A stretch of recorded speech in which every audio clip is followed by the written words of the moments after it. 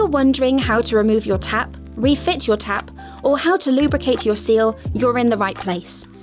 To remove the tap assembly on a regular machine, simply push the assembly vertically, as shown, with a moderate amount of force until it clicks out.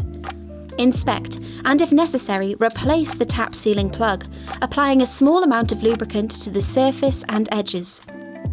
Apply a very small amount of lubricant to the tank hooks.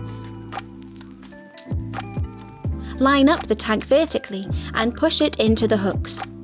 Push down on the tap handle and your tap should slot into place.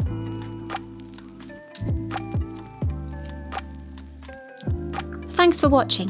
For more of our how-to guides, visit snowshock.com/support.